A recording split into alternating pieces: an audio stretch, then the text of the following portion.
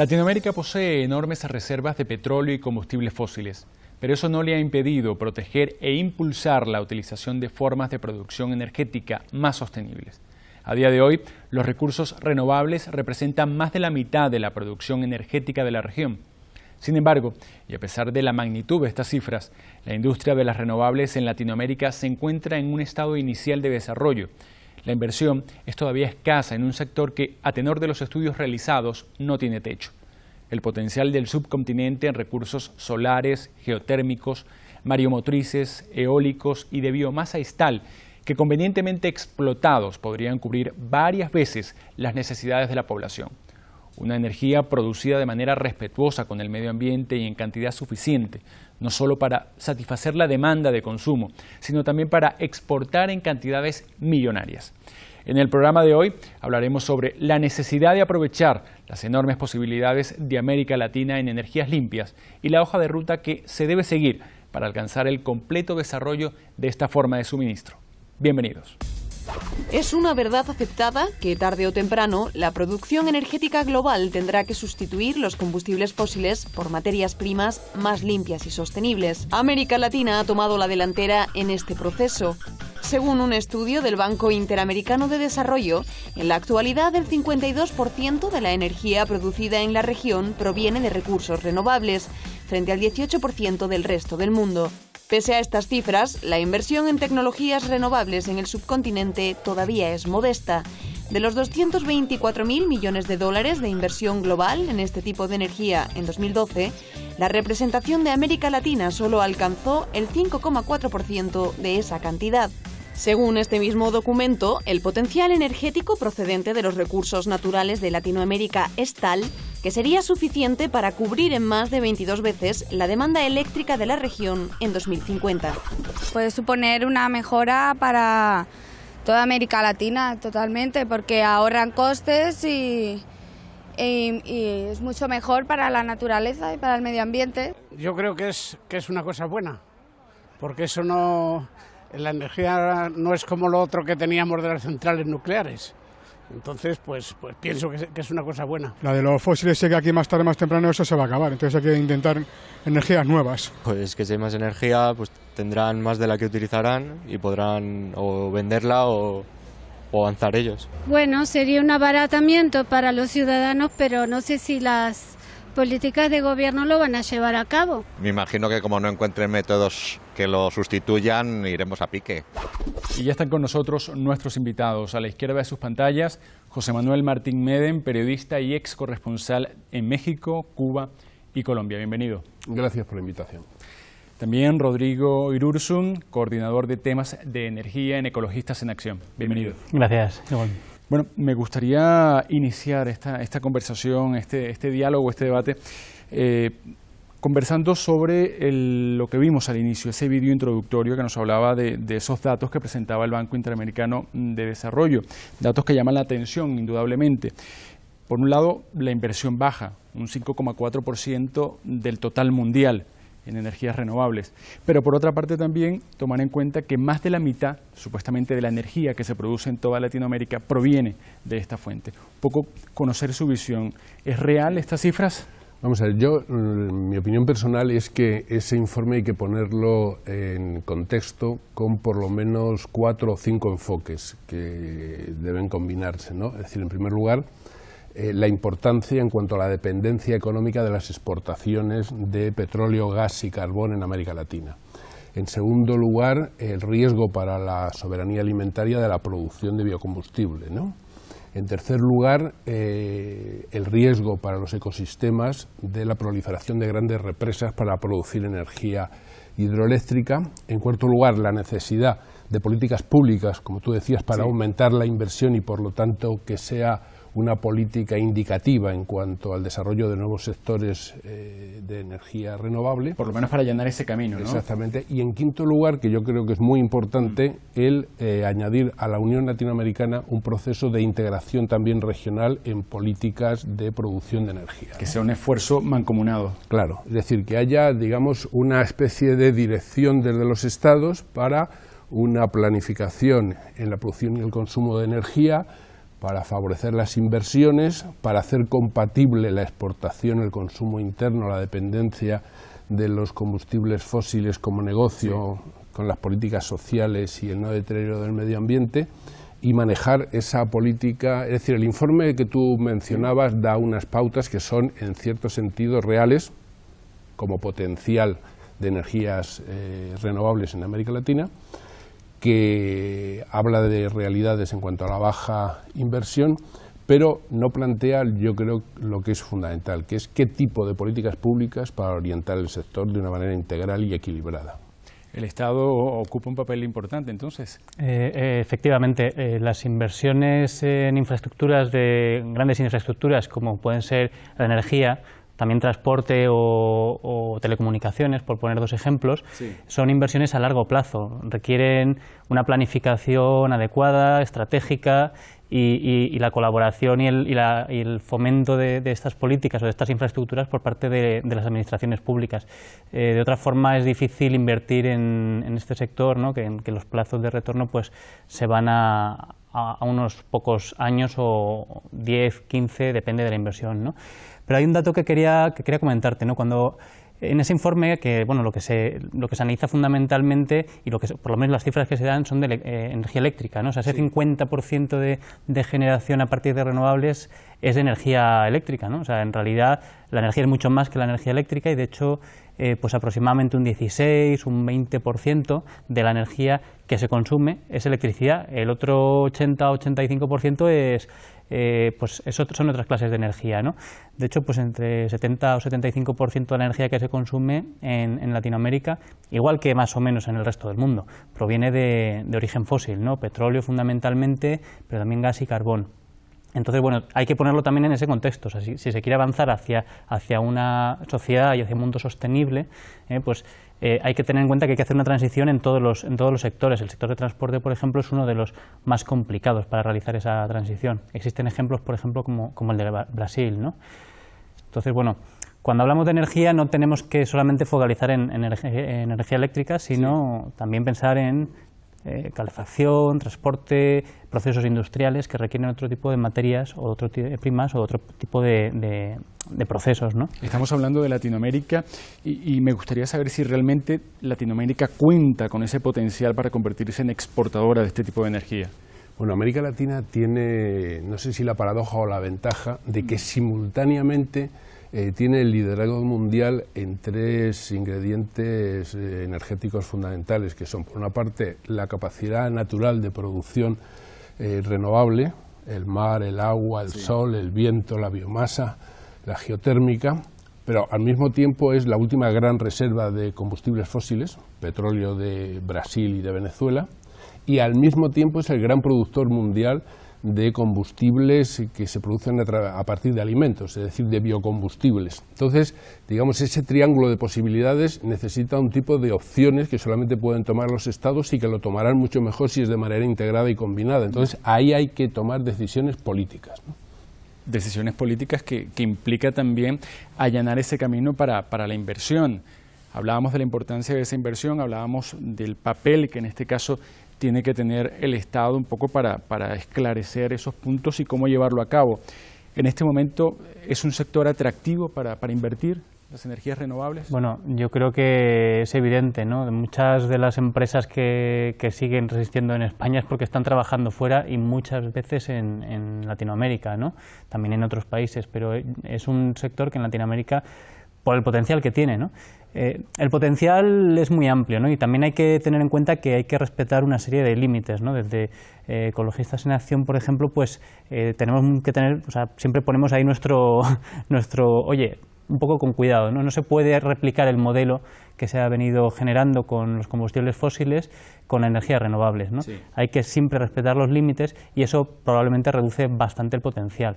O sea, lo primero que hay que hacer con la energía pues es ver cuánta energía necesitamos y para qué la queremos, cómo satisfacer las necesidades humanas y rebajar eso al mínimo. También se cita, por ejemplo, el potencial de ahorro y eficiencia energética, ¿no? También en Latinoamérica, ¿no?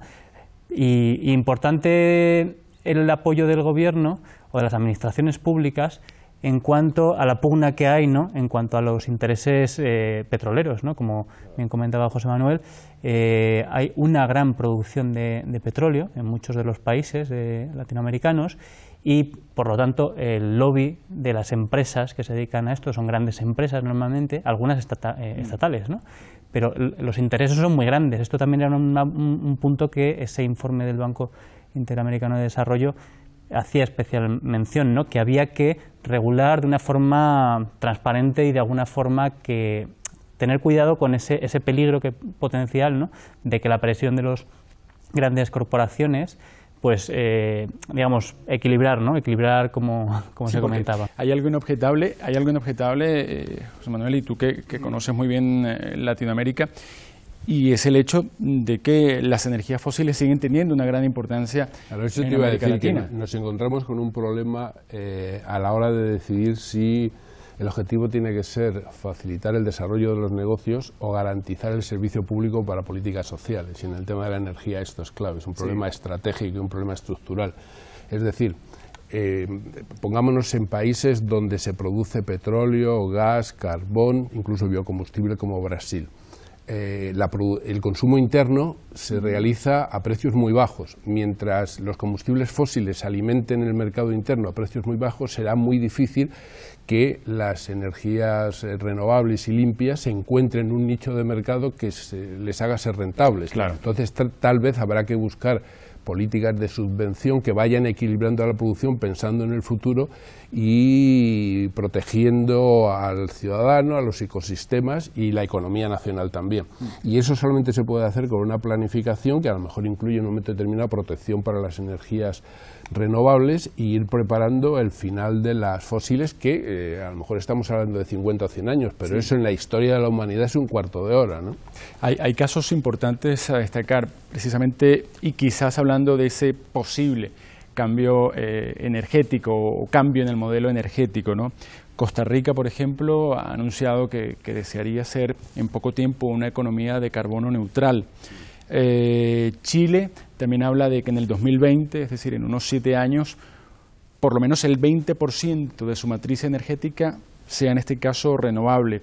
Antes de iniciar el programa hablábamos de Uruguay. Uruguay ha dicho que cualquier incremento de la producción de energía tiene que hacerse con renovables, ¿no? Entonces son ejemplos, son pasos que se están dando de cara un poco a allanar ese camino del que hablábamos, y son banderas que están saliendo a favor de esas energías renovables.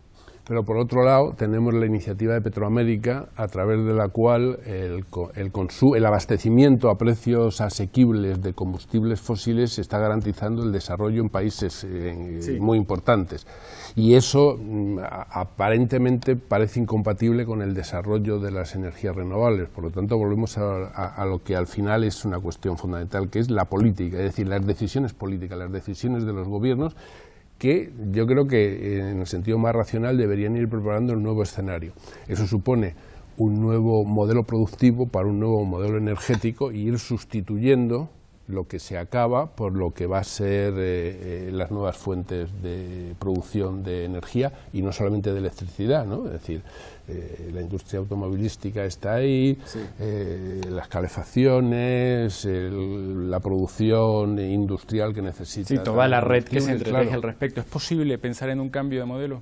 No es que sea posible, es que es necesario. Es decir, si piensas en el futuro, los combustibles fósiles se agotarán más tarde o más temprano, ¿no? Hay quien piensa que más temprano y hay quien le da, pues a lo mejor 50 o 100 años, ¿no? Todo parece indicar que el petróleo no se va a acabar, pero sí que va a incrementar mucho su precio, ¿no? En ese sentido, pues, a no ser que se subsidien los combustibles, o sea, el petróleo sobre todo, ¿no? Pues los desajustes sociales pueden ser importantes. O sea, cuanto antes se empiecen a tomar esos pasos, pues antes es más fácil ir modelando la sociedad o la planificación a largo plazo, que de repente tener que hacerlo cuando encima los recursos son escasos y caros, ¿no? Pero además hay que pensar en un gran problema, que es el cambio climático, ¿no? La Organización Internacional de la Energía ya advertía que 2/3 partes de las reservas de combustibles fósiles que conocemos deberían dejarse en el subsuelo para garantizar que la temperatura media global no se incrementa a 2 grados, ¿no? Entonces, en fin, o sea que ahí están los recursos, ahí puede haber potencial para unas décadas más, pero si fuéramos precavidos, deberíamos realizar cuanto antes esa transición, porque cuanto antes se realice es más barata y porque es el futuro. Bueno, cuanto antes también nosotros vamos a escuchar en este caso lo que opina la gente en la calle. Preguntamos si consideran que sería fácil sobreponerse, en este caso, a los intereses de la industria de las energías fósiles para darle prioridad a la industria de las energías renovables. Realmente no tengo muchas esperanzas de que los gobiernos de América Latina realmente piensen en sus ciudadanos. No sé, como tienen monopolio, no sé yo si darán paso a las renovables, pero vamos, sí sería digno de estudiar. No por el potencial económico que tienen y por todos los intereses que hay ahí detrás. Creo que se puede hacer, pero lo que pasa es que hay que querer. Hombre, yo creo que según estamos en la situación que nos encontramos, el futuro son las renovables, porque el petróleo llegará un momento que se agotará. Y si se agota el petróleo, que es una de las fuentes de riqueza que tenemos, pues no sé qué vamos a hacer. Tendrán que buscar otros recursos, me imagino. Retornamos parte de las opiniones que escuchábamos en la calle y me gustaría conocer si estamos frente a una fuente inagotable de riqueza, en este caso para Latinoamérica. José Manuel. Bueno, estamos ante una fuente potencial, como decía antes, o bien de riqueza en los negocios o bien de bienestar social a través del servicio público. Sí. Y además añadiendo un ingrediente que a veces se tiene muy poco en cuenta y que por lo menos algunos economistas mantienen, que es que el desarrollo de las industrias renovables genera muchísimos más puestos de trabajo que el desarrollo de los sistemas basados en energías fósiles. Que eso también y eso en esta situación es también un ingrediente a tener en cuenta muy importante. Y eso también se abarca en el estudio del Banco Interamericano de Desarrollo. El Banco Interamericano de Desarrollo advierte que esos sectores nuevos tienen potencialmente no solamente la naturaleza a su disposición, sino la posibilidad de generar millones de puestos de trabajo en América Latina. Habla de que se triplicaría, por lo menos, la cantidad de puestos de trabajo en energías renovables contra lo que serían las energías fósiles. ¿Por qué tan poca inversión cuando hablamos de estos datos que resultan interesantes?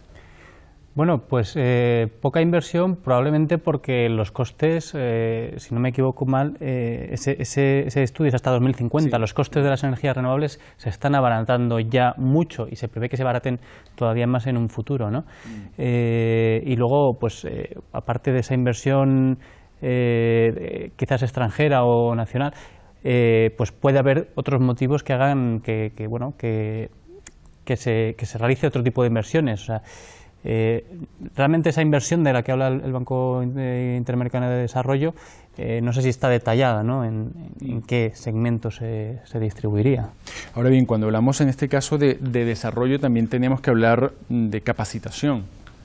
Sí, por supuesto, claro. Eso tiene que ir también en paralelo. Eso está vinculado al segmento de la educación en cada una de las políticas nacionales. Pero volviendo, perdona un minuto, a lo que comentabas, el informe del Banco Interamericano de Desarrollo dice que es baja la inversión, pero no plantea alternativas concretas de cómo aumentarlas.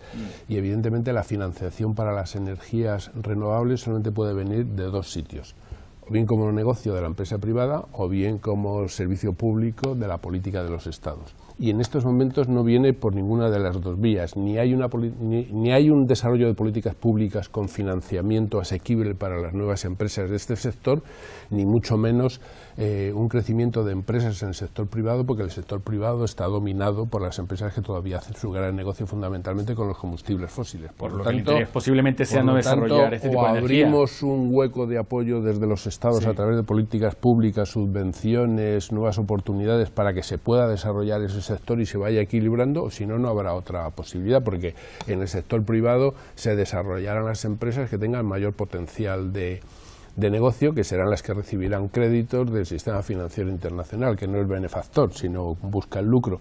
Por lo tanto, yo insisto mucho, al final hay que tomar decisiones políticas y son los estados con las políticas públicas los que tienen que marcar el territorio para, como tú decías, formar a los profesionales que se necesitan, crear los sistemas de crédito, establecer los nuevos mecanismos de distribución y facturación para que los precios al consumo se mantengan por lo menos razonablemente, y cubrir también todo el escenario geográfico, porque hay que recordar que estamos hablando de América Latina con un gran potencial para las energías renovables, pero todavía hay 35 millones de latinoamericanos y latinoamericanas que no tienen acceso al servicio de electricidad.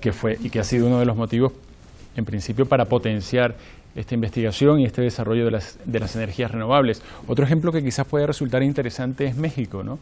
Quien tiene una política de agenda de cambio climático como tal, y también un programa de diversificación energética. ¿Podría tomarse este ejemplo como eslabón también? Pero yo creo que en México hay, digamos, una especie de trampa en el discurso del gobierno, porque habla del nuevo sector, pero lo que fundamentalmente están haciendo es crear las condiciones para un mayor desarrollo del negocio de los combustibles fósiles. Y ahora mismo la gran polémica en México es la reforma de la Constitución para permitir la entrada de capital internacional en Pemex, la empresa de petróleos mexicanos, de manera que, con la excusa de mejorar la capacidad de producción adquiriendo inversiones internacionales, lo que se está haciendo es desarrollar más ese sector y hacer muy difícil. Y México es un país que tiene, como el conjunto de América Latina, potencialidades grandes, ¿no? Es decir, ni siquiera en el conjunto de América Latina se ha hecho lo que se hizo en Brasil, que fue combinar los combustibles fósiles con el etanol para incluso los propios vehículos, ¿no? Rodrigo. Evidentemente, pues el transporte, ¿no? Porque al final una gran parte del petróleo se utiliza para el transporte, tiene una gran incidencia, y es, como decía yo antes, es difícil de sustituir, ¿no? Tenemos los biocombustibles, pero con ese gran peligro, ¿no? que corresponde a la seguridad alimentaria o a la transformación de las tierras, ¿no? De tierras forestales en tierras de cultivo. Y entonces, pues realmente lo que hace falta también son políticas de gestión y ordenación del territorio, ¿no? En lugar de tender a territorios difusos, ¿no? a ciudades extensas, pues tender a ciudades más compactas, que son siempre energéticamente más sostenibles, ¿no? Más eficientes. Entonces, todo eso requiere tiempo, como comentábamos antes, requiere planificación pública, requiere decisión política. ¿Hay agenda en este momento en Latinoamérica, por ejemplo, para el desarrollo de las energías renovables? No, ahí hay un gravísimo problema en este momento. Es una de las grandes polémicas en América Latina, que es el conflicto entre quienes hablan de la necesidad de esa agenda pensando en el futuro y quienes defienden la necesidad inmediata y urgente para sustentar las políticas sociales de lo que se llama el extractivismo, que es la economía basada en la exportación, sobre todo de combustibles fósiles. Entonces, la agenda hoy por hoy está basada en el extractivismo como base para políticas sociales que reduzcan las desigualdades y la pobreza, en lugar de una agenda pensando en nuevo modelo productivo y nuevo modelo energético, me parece a mí, ¿no? Rodrigo. Sí, no, y además también hay que tener en cuenta que estamos hablando de América Latina es muy grande, es muy diversa, ¿no? Sí. No se pueden hacer aseveraciones generalistas, ¿no? O sea, quiero decir, esa planificación o esa investigación, pues hay que detallarla en cada uno de los países. Evidentemente puede haber trasvases entre unos y otros, pero bueno, sí, hay que ver un poco las potencialidades de cada país. Sí, pero ¿no? Se ha visto que en otras oportunidades, un poco sentándose todos en la mesa, se puede llegar a una solución, ¿no? Tienes un ejemplo, es decir, la conferencia iberoamericana de la que tanto se está hablando después de la cumbre de Panamá, de que ha entrado en un periodo de crisis, lleva, me parece que son desde 1991, ¿no? Sí, me parece la primera reunión en México, en Guadalajara, me parece, y jamás se ha planteado una agenda común entre España, Portugal y América Latina pensando en el futuro de un nuevo modelo productivo y una nueva base energética, y ahí habría un espacio para ponerse de acuerdo, por ejemplo, ¿no? Y además las renovables hay que tener en cuenta que se pueden diversificar mucho y además se pueden hacer muy modulares, pues se pueden hacer muy pequeñas. Se puede descentralizar, se puede acercar la generación a los puntos del consumo, ¿no? Esto, pues además de que ahorra pérdidas en el transporte y en la distribución, por ejemplo en energía eléctrica, pero también en gas o en combustibles, o en líquidos. Aparte de esto, es que hace también partícipes a las comunidades más próximas, ¿no?, en cuanto a las decisiones que toman. Son más conscientes de los impactos que tienen y, por lo tanto, tiende hacia un consumo responsable de los recursos, es más democrático, ¿no? Y como es tan modular, por ejemplo, la fotovoltaica, donde hay un gran potencial en América Latina, es más barato, te evitas hacer grandes infraestructuras, pero además es que tiene el potencial de llegar a rincones muy aislados, ¿no?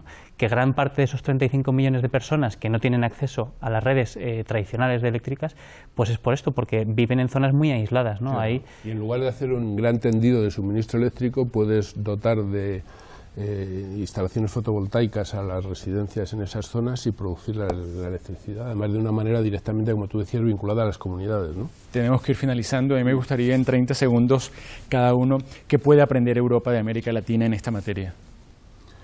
Pues puede aprender lo que ahora se está iniciando en América Latina, que es trasladar de las decisiones burocráticas a las poblaciones el protagonismo a la hora de decidir qué energía quieren y cómo organizarla de una manera descentralizada. ¿Rodrigo? Bueno, yo creo que ellos pueden aprender de nosotros y nosotros de ellos, ¿no? El impulso, yo creo que a nivel mundial se está dando, ¿no? Se están dando pasos, hay fuertes presiones, de fuertes intereses por intentar no cambiar el modelo, pero yo creo que a nivel mundial cada vez es más gente y más gobiernos los que se dan cuenta de que hay que avanzar hacia un modelo diferente. Bien, pues muchísimas gracias a nuestros invitados por habernos acompañado en la Mesa del Color del Dinero. La invitación, como siempre, para la próxima semana. Les recuerdo que nos pueden seguir a través de nuestra cuenta en Twitter y en la página web hispantv.com. Hasta una próxima.